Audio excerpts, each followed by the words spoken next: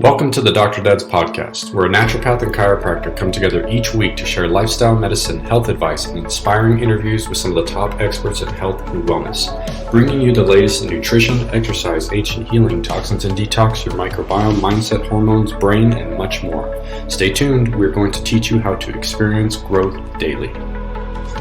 Hey, what's up, everybody? Welcome back to another episode of the Dr. Dad's podcast. We haven't been on just you and me in a while, buddy. How are you? No, man, you feel so distant. And I'm so sick of this bullshit with this vaccines and COVID and all this crap. I want to see you in person. Yeah. Right? I need a dose of Nick and Sonia and that love you guys bring and that energy, man. Totally. It's definitely lacking. It's something that we really want. So Canada, get your shit together. Right? Right? Who do we need to send this to get people to open up those borders, right? I don't know, man. The shit's got to change really quick. You know what's funny? I had this awareness last night. I was telling you before, I got a chance to hang out with a couple dads from the soccer team, and though it wasn't like, I'm just getting to know these guys, and so it's not like connecting with someone like you that we share a mission, share a heart, share a passion for healing. But what I did recognize is that, man, getting stuck in the digital world with little mini versions of dialogue to explain a point, to share a story.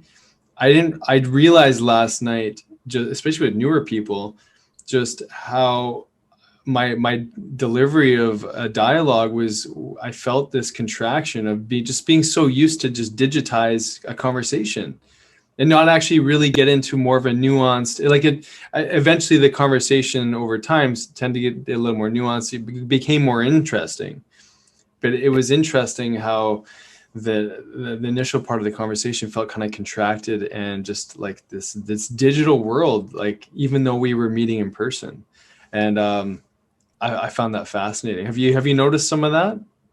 I'd agree, man. Like, I think with everything that's happened in the past year and a half, the social piece, man, of how we interact and communicate. I mean, we've talked about how much it's affecting kids, and I'm constantly talking to teachers and stuff that come into me about how hard this has hit kids. Yeah. But no, I totally get it. Even just in our day-to-day interaction with other people, man, like it's like interacting with another human being on another level and being able to have that dialogue like we used to just isn't there. Everything just seems so more superficial. Yeah. Right? Very surface level. And it's almost like you can't say shit anymore because people will get pissed off. So everybody's constantly, like you're saying, in this contraction mode of holding back what they want to say because they don't want to offend anybody. Yeah. Right. And so, yeah, it's interesting times. Totally.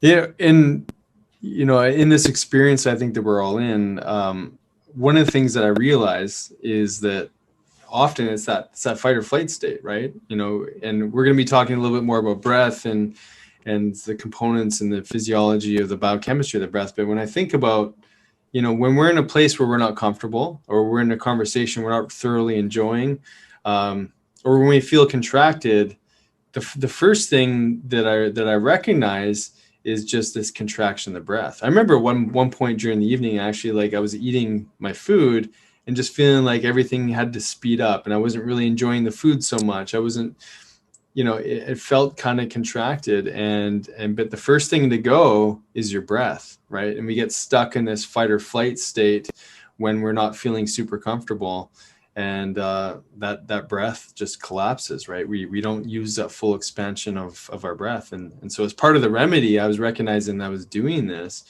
was actually just put the fork down, just sit back and take a deeper breath. And then that allowed that comfort to kind of come back. And again, part of that initial conversation of like that digital world, like we find, we're worried about offending someone, or, worried that that conversation may go in a direction you don't want it to go, or you feel like you maybe have to defend a point of view, or like it's this weird state that we get into. And then, but that way to come back to a more relaxed state of being, a way to really think more clearly, to be more articulate, to what have you. It can really just start with that breath. Well, I love it how, number one, I commend you for the awareness, because most people don't have the awareness of even paying attention to like their breath shifting, right? Right. But yeah, I mean, it's huge. Most people, I don't think, are focusing on that aspect when they're under stress. Yeah. But what an amazing way to just find more awareness of, okay, check in on your breath every once in a while when you're in certain situations or things that you maybe think are stressful, and see how you're doing. Like, have a self-assessment, like Nick's saying, because just starting there and having awareness actually can help you shift things very quickly. I know with me, man, when I get in similar type of situations, I'll notice I take that big, like that extra, like you're trying to gasp for air every like couple of minutes, you know what I'm talking about? Mm-hmm. And then you'll find yourself, you continually keep doing it. That's kind of what I'll notice with me when I'm in more of that contracted state.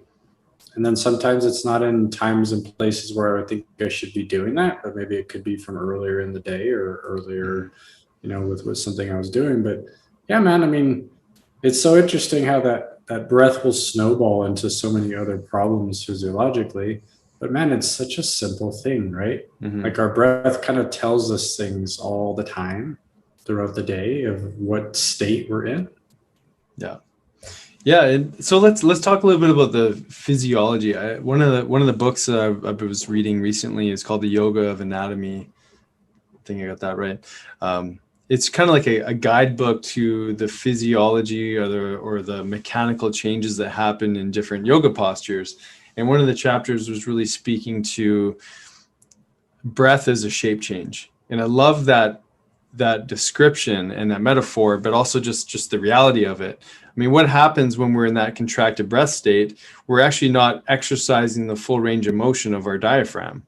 You know, we're really like, you know, in that contracted state where there's less room for that expansion of the breath. There's less room for the expansion of the diaphragm. There's less pressure and stimulation to the digestive organs, which is why I think a lot of people who are experiencing stress have eventually developed some cramping or digestive discomfort or bloating in their stomach, is because you're not actually creating any sort of stimulation through that diaphragmatic pull. You know, like all our internal organs have this omentum, like this fascial connection that connects the upper cavity to the lower cavity and vice versa.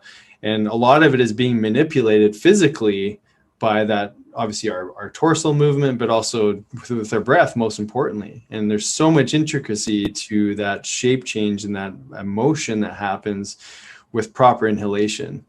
You know, and I mean, I'd love for you to talk about that. And Well, the Vegas yeah, and that kind of well, just talking about shape change, you know, I'm hearing you talk about the shape change, and I just keep thinking and seeing the spine, right? Yeah. So one of the new techniques I'm using in the clinic now is called network spinal, and we talk about something called the respiratory wave. So it's one of the first things we establish when we start doing network care on your spine. And I got to experience firsthand when I was learning this technique. And one of the things I actually noticed, outside of just, you know, we talk about taking this full diaphragmatic breath and being able to fill that abdominal cavity, you know, right into the pelvic floor. But what about your ability to inhale fully and move that breath all the way up to the base of the skull? So what many people will probably notice is sometimes you can get that full inhalation and feel the diaphragm, but that inhalation, that oxygen doesn't move all the way up to the base of the skull. Maybe it gets stuck at the sternum. Maybe you're getting it halfway through the chest. Maybe it's just getting up to the neck. But man, when I got my first network spinal entrainment and I was able to get a full breath, it's like I almost felt like I took a full breath for the first time, like in 2 decades. And I'm not joking, man. And in that instant, I had this like realization of like, holy crap, like, number one, I thought I breathed well, but after that breath, I don't breathe as good as I thought I should. And how much does this tension in our nervous system affect our ability to move that energy of that breath all the way through the spine? Because one of the things we talk about is when you're able to get a full breath that can move from the diaphragm all the way up to the base of the skull, it's kind of like a scrub brush that's moving up and down the spine for you all the day. Right? And it's helping you move the energy from the pelvic floor all the way up to the base of the skull. And imagine being able to do that just easily without any effort for the whole day. And I'll tell you what, after experiencing that, it's a whole different experience. and a state of calmness that you experience all day, when that's where your baseline lies. Wow. So, I mean, you want to hear about the brain, that stimulates vagus, right? That's massively helping us get this nerve that we know helps keep us in this calm, relaxed state, gives us reactivity, our ability to adapt to stressful situations and environments. I mean, if you can just maintain that state with breath, your ability to handle just stress period is going to be very, very heightened compared to if you don't have that breath. Mm-hmm. And so we talk about the neurological system, right? So we have the brain, and then we can move into like even the cardiovascular system. We talk about the heart-brain connection and how breath even just affects our cardiovascular system, our blood pressure, right? Our ability to perfuse tissue, all these things. I mean, one of the things I like to do to assess the nervous system is we do HRV, we do heart rate variability. Yeah. One of the main things that we see with people that have diminished HRV is they're not breathing well. Their breath is very diminished. And then we'll see that in the nervous system findings from that test. But with these people that can breathe really well, they have amazing variability in the heart rate. And we see a much better tone of the nervous system and reactivity of the nervous system.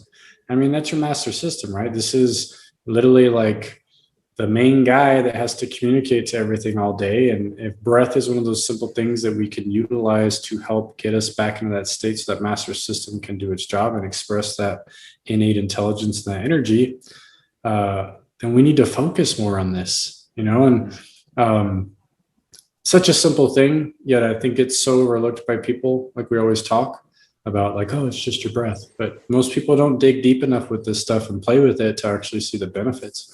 Mm-hmm. Yeah, it's such a beautiful description, bro. I mean, understanding that even just, the spine and how things can actually get stopped neurologically, but also just, physically in that shape change with subluxation and I mean, I guess all the neurological inputs, right? Well, like a lot of people have compensation in their thoracic spine, right? Like right between the shoulder blades. Most people you talk to, they'll always say, oh, I have tension between my shoulder blades. You know what? That's like the number one sign. I'm not breathing properly. Yeah. Because when you're breathing properly, you'll get full extension of that thoracic spine on an inhalation, right?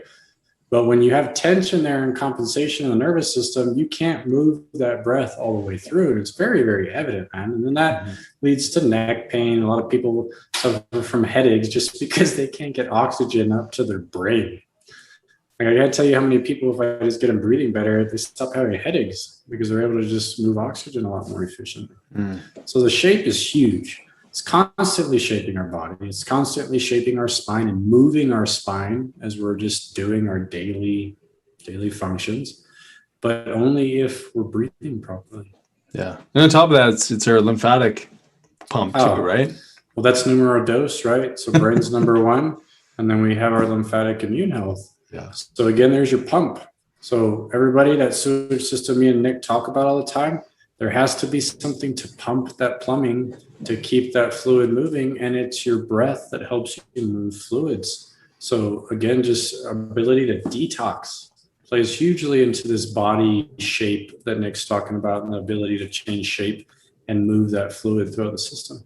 Yeah. And it's no surprise that, over time with posture, all these, neurological and musculoskeletal subluxations and, toxicity, all that other stuff we talk about, that you're going to have this decreased capacity, and we're going to be able to measure that in your heart rate variability and maybe on a spirometer or like an ability to actually look at forced exhale and there's probably VO2 max. There's probably other ways to quantify these changes that are happening in your respiration, even just like a respiration rate. Like if you're breathing more than 12 times a minute, you're up 15, 16, 17 or higher, you're probably in that really contracted expansion of the diaphragm, not getting full benefit. And that has all the neurological inputs and outputs to the visceral organs and brain and everything else, as you were mentioning. And, the other thing that I think is really important in a discussion around this is, how do most people breathe? I think like a simple process, maybe while you're listening, is notice, does your belly expand when you're taking an inhale, or does it contract? So take a deep breath in and exhale.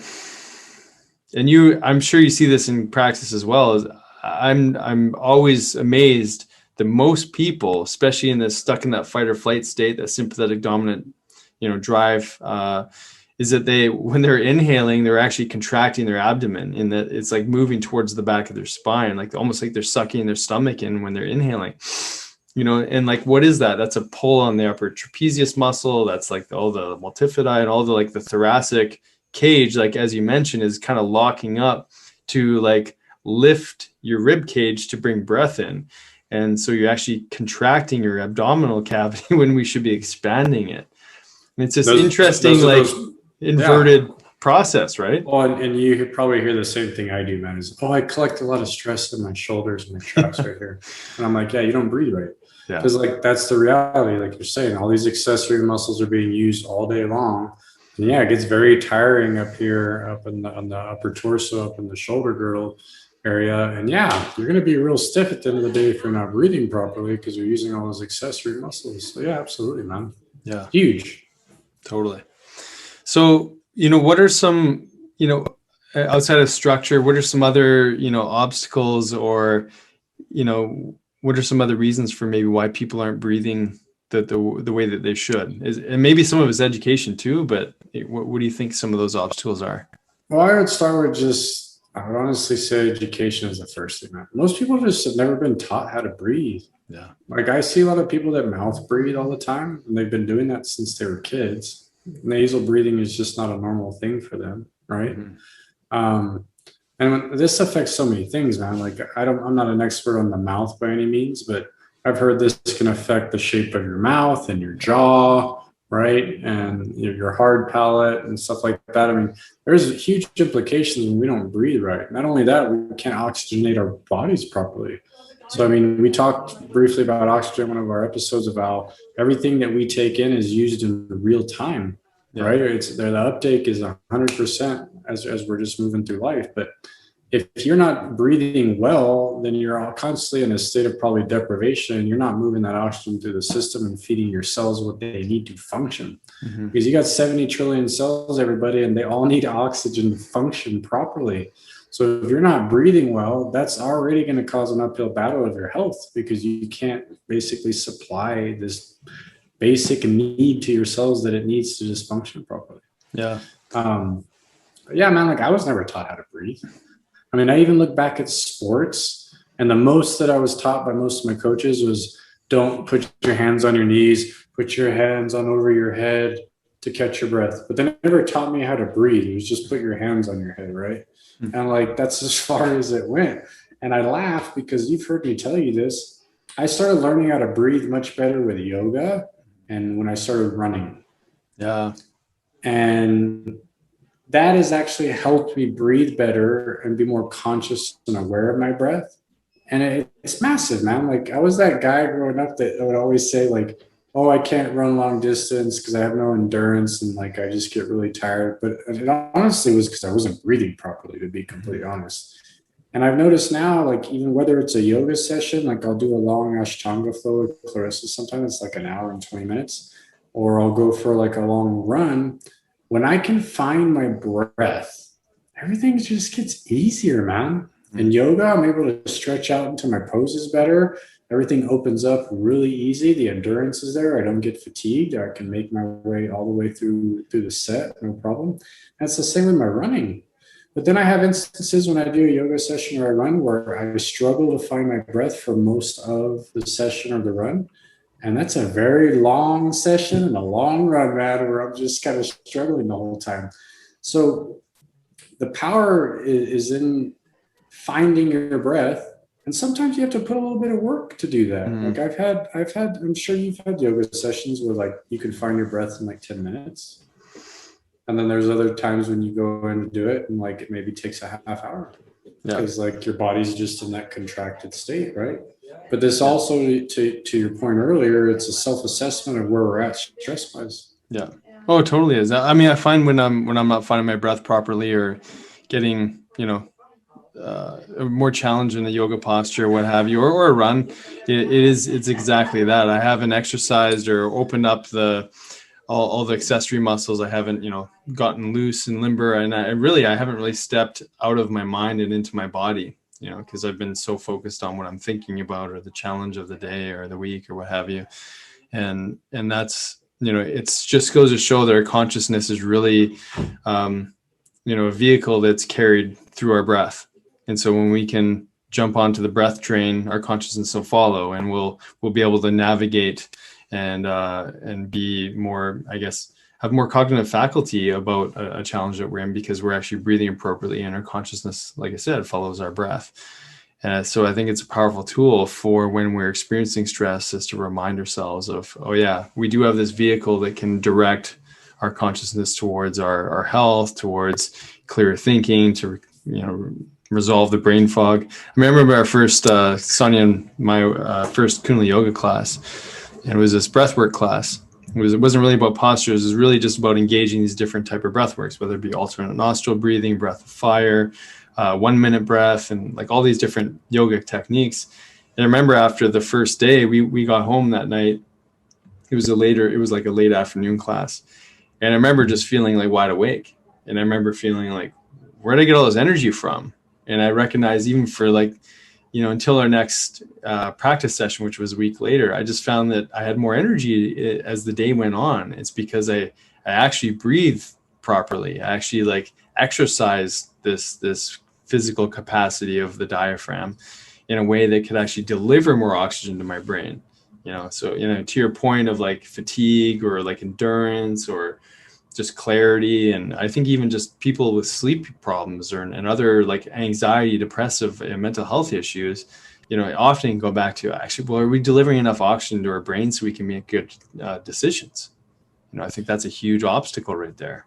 But you hit it on the head. How many people are struggling with energy and drinking caffeine and coffee and energy drinks, trying to make up for it, when they're probably not doing what you're talking about, something as simple as just breathing properly. Yeah. And then the sleep, right? Okay. It's getting to a point, I don't know if this is like this in Vancouver, but in El Paso, every other patient that comes into me now is on a CPAP machine. Yeah. Oh man. Ubiquitous. It's ridiculous, yeah. Dude. It is ridiculous, to the point where I'm thinking it's almost fraudulent at this point, where everybody just gets one and they doctor the data when they come in just to make it look like they have a problem. Either that, or we just have this massive issue where people are not breathing because they're so stressed out, yeah, and they can't breathe properly. So when they go to bed, that's why they're having trouble sleeping and they have the sleep apnea issues. But serious things, right? You're looking at serious health problems that just kind of start to unfold and unravel and snowball from something so simple, right? Yeah. And we were talking about heart stuff, even people that have arrhythmias and AFib and stuff. How much of that is just breathing improperly? Yeah. And you have people getting ablations and all kinds of shit, going to all these mechanical fixes. We're hooking ourselves up to oxygen masks at night. We're cauterizing our heart. And I'm like, what the F, right? Well, it's funny you say that. Why don't we just focus on the basic simple shit stuff that we're not doing right? We had a conversation with Jared Curatola, and he was going over the structural anatomy of the mouth, and we sent a patient to him who was getting cardiovascular issues, and his blood work numbers were improving a little bit, but he was stuck in inflammation, and he had some of the typical amalgams and root canals and stuff like that. So there were some biochemical things that were challenging his body, but what they found to be the biggest contributor is that the structure of his jaw and his palate and all these things were interfering with his sleep at night and his ability to actually extract oxygen through his breathing apparatus. And it's a game changer for him, because he's actually reconstituting appropriate structure in his mouth that's allowing for better oxygen delivery so he can sleep and actually recover at nighttime. And how we get there, high sugar diets, high toxicity, again, no actual breathing practice. Weston Price found a lot of really amazing information in just the types of diets and how we formed, or how our jaw structure was developed as a result of the foods we were eating. So a lot of the early introduction of high fructose corn syrup and the really crappy fast foods plays a role on jaw structure. and that plays a role in how we breathe. So a lot of these things can develop over a longer time, and sometimes in these cases, I think with a lot of these increased influx of CPAP machines is maybe because we were just eating such crappy food for so long. We never had the proper muscular mechanics necessary to break down the food that we were eating, because it was all fried or fast food or easy to chew on, and that had a huge effect on how our faces actually developed, which then plays a role in how we breathe in this upper respiratory cage. And then there's like the stress of life, which then impacts obviously the shape change of the diaphragm and the lungs themselves. So I think it's multifaceted and fascinating reality when we start to break down all these different implications. Well, and a take home for people is like, you can change your state and your physiology in moments with your breath. Like in moments. I mean, me and Nick are giving all these different examples right now of how that's done and how it influences your body. But like, there's not many things that we can take and put in our body that can do what our breath can do if we just focus and get better at this. So what a great way for you to kind of like start changing your health by just asking yourself a question. Have I ever been taught to breathe? No. Well, maybe I should learn.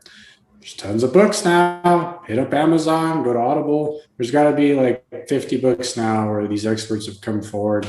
They have these how-tos, how to breathe.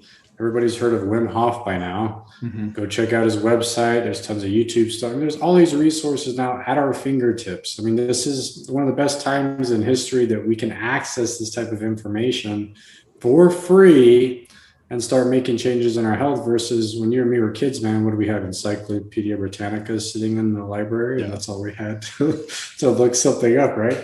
So my point in case is like, it's something that is self-treatable, and it's something that's self-diagnosable to some degree, because you can just assess where you're at, and then you can build on it, just like you do anything else in life, whether it's going to the gym or eating better or doing some of those other things. This is a huge thing that if you put a little bit of effort and work into and educate yourself and do some practice, it's life-changing. Absolutely. And for chronic health issues, man, it's a no-brainer. Mm-hmm. Like if you have chronic health issues in any capacity, where's your breath? Yeah. Where's your breath? Mm-hmm. It's beautiful. Well, I'll tell you what, I think that's a good place for people to start. Either pick up a book, do a quick little breath course online, practice just conscious breathing, deep inhale, deep exhale. If maybe you've got access to a heart rate variability assessment tool, you can track that and learn how to breathe through the heart math technique. There's so many different ways to exercise the diaphragm, and there's different types of breath will do different things. But I think step one is just, like you said, bringing awareness to it and educating yourself on the impact. I mean, what Dave and I teach essentially is resiliency medicine, right? It's a way to establish a more balanced life, but also just a physiology and a physical body that is way more resilient to the environment that we're facing. There's not going to be a drop in toxicity. There's not going to be a drop in stress. There's not going to be a drop in, fast foods and different things like that. We decide what obviously goes into our body, and then there's things that are out of our control. But how can we be more resilient to the environment internally and externally, and how we start to reverse some of these pathologies, these chronic states of inflammation? And, breath is like, it's the easiest, the cheapest, doesn't cost you anything. You just have to start to engage it a little more effectively. So I think it's an easy home play exercise. Isn't it funny how some of the things that are absolutely free are the ones that everybody cherry picks? Totally. Breathing and exercise. Yeah. And fasting. Some of the most potent medicines in existence for your health. Yet people find all these reasons to justify why they don't want to dig into those things and try them out. So I challenge our listeners. This is something we've talked about fasting many times. We've talked about exercise, but this is so important. So important. So look into it. Start down that journey. There's no rush. It's a journey, right? I'm still on my breathing journey. It's gotten better for me over the last 3 years, but I'll probably be better in the next 3 or 4 more years. Yeah. That's it. Keep on breathing. Yes, just breathe, but learn how to do it is the lesson. Awesome. Good to see you, brother. We'll see you next week. Good to you, brother. Love you, man. You too. Thanks for listening. If you enjoyed today's podcast, please be sure to subscribe to the Dr. Dads and share with your family and friends. You can also follow and interact with Dr. Nick and Dr. David on Facebook and Instagram for a daily dose of inspiration and the latest in health and wellness. Be well.